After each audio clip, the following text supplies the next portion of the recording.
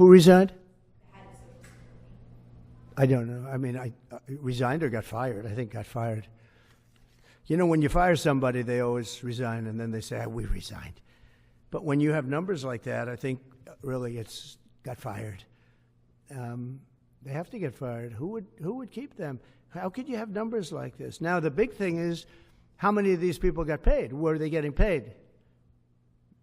Were they getting paid? How many of them were getting paid Social Security? Because if that's the case, it's a massive fraud. We'll have to call those great Palm Beach police into this situation, right? You guys would figure that out very quickly. But how many of them are being paid? I mean, maybe millions of them. But it's a total fraud. Also, a lot of illegal immigrants are in Social Security that shouldn't be there. Yeah, please, go ahead. Mr. President, there was a big wave of probationary federal workers who were fired over the weekend. Some of these workers focused on nuclear weapons security were immediately rehired. Do you have any concerns about how these terminations have No, not at all. I think we have to just do what we have to do. It's, you know, you're going to, it's amazing what's been found right now. It's amazing. If we feel that in some cases they'll fire people and then they'll put some people back, not all of them, because a lot of people were let go. Don't forget, I got elected on the basis of making our government stronger and smaller, because we have millions of people that obviously they're paying millions of people that shouldn't be paid. And that has also to do with workers. Yeah, please. No, go ahead. Axios, New York Times. Sorry. Mr. President, given your concerns about corruption, you said that if there were any conflicts of interest with Elon Musk, you wouldn't let him anywhere near it. That's right. Doge and SpaceX employees are now working directly at the Federal Aviation Administration and the Defense Department, agencies that have billions of dollars in contracts with Musk's companies or that directly regulate his companies. How is that not a conflict of interest? Well, I mean, I'm just hearing about it, and if there is, and he told me before I told him, but obviously I will not let there be any conflict of interest. He's done an amazing job. They've revealed, in fact, he's going to be on tonight, a big show called Sean Hannity at 9 o'clock, and he's on and I'm on, and we talk about a lot of different things. And any conflicts, I told Elon, any conflicts, you can't have anything to do with that. So anything to do with possibly even space, we won't let Elon partake in that. Yeah, please. On immigration, sir, you said you would be sending the worst of the worst to Guantanamo Bay.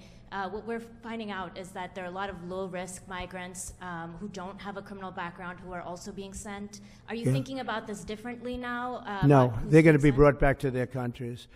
And with some persuasion, every one of those countries, everyone in the, as you know, every country is taking the people back.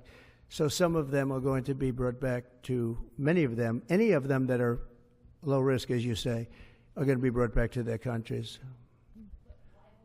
Yeah, go ahead, please. Can you give us a bit of an update on where you stand with Venezuela?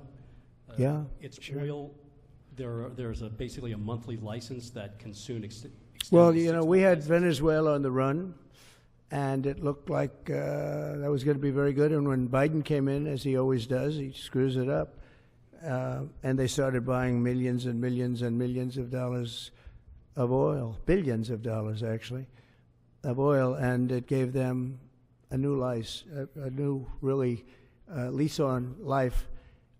But we'll see. We had some pretty good discussions with a lot of people within our government, in the United States government, that are involved in that. And Venezuela's a little bit early, but, you know, we were not buying from Venezuela when Biden came in for whatever reason. Instead of just taking the beautiful, as I call it, liquid gold, we have more than anybody, they started paying a fortune to Venezuela. And we're looking at that, actually. Why did they do that? Why were they doing that? Why would they go to the enemy and give them billions and billions of dollars? Now, with that being said, as you know, Venezuela has said very strongly they will not take any illegal immigrant, any of the people that they sent over to us. They sent their gangs, probably the worst gang anywhere in the world, as bad as MS-13, maybe worse. And they came out of the jails of Venezuela. They emptied their jails into our country. And they said, we'll never take them back. Well, they took them back, and they're taking them back. And they are taking them back rapidly. They were sending a lot of people to Venezuela. They said they wouldn't take them back, and they are taking back. But we're looking at Venezuela very seriously, and we're going to be able to. Don't forget, I've only been here for 3 weeks. Yeah, please. Just a little clarity on, are you inclined to continue to allow Venezuela, through I think Chevron and other oil companies, to export those petroleum products, or are you Maybe inclined not. to pull back on Yeah, maybe not. We're looking at that now. I just got here. When I left, they weren't doing anything. They were ready to go. We give up. And then Biden came along and he gave them literally billions of dollars. I couldn't believe it, actually. And we have so much under our feet, liquid gold. We have so much, and it was pretty amazing. So we're looking at that whole situation, why he did it. All right, how about one more? Yeah, please. Thank you, Mr. President.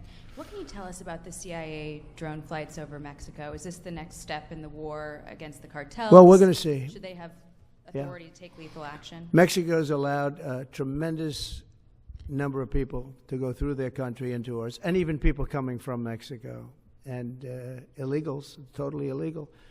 They've allowed people to empty jails into Mexico and then let them come through with this totally ridiculous open border policy of the Biden administration. So millions of people have come in, and hundreds of thousands, and actually millions, are criminals. They came in from jails all over the world. They'd release them into Mexico, and they come into our country. And they also came in from Canada, by the way, large numbers through Canada. In fact, when we closed up the one border, they came in through the other border. So Canada is not an uninterested party. But I will say this.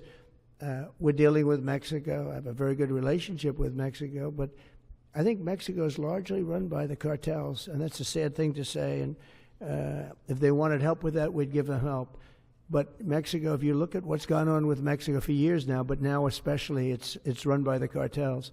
And they've allowed millions of people to come into our country from jails and prisons of other countries from all over the world, not just South America, Africa, Asia, all over. A lot from the Congo in Africa, a lot.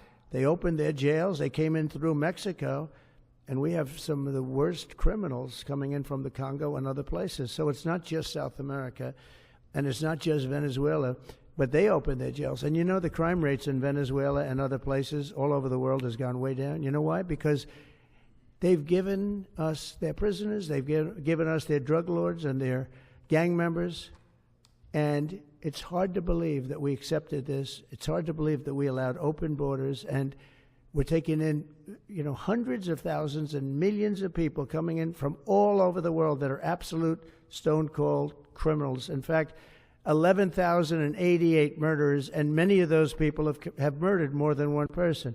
Why are they giving us these people, and why are we taking these people under Biden? You had a border czar that never went to the border. Happened to be a vice president, never went to the border, never called the border people. I call them all the time. I speak to them all the time. But here's the good news. We have the most secure border we've ever had right now. As secure and even more secure than I had it 4 years ago. And the Border Patrol is doing incredible. ICE is doing incredible. Tom Homan's unbelievable, and Kristi Noem has been just working very, very hard, very, very hard. And we have the best numbers we've ever had, and we're going to keep it that way. And we're going to find out how a thing like this could have happened to our country, because who would allow this to happen? What they've done to our country is so sad. Thank you very much. Thank you.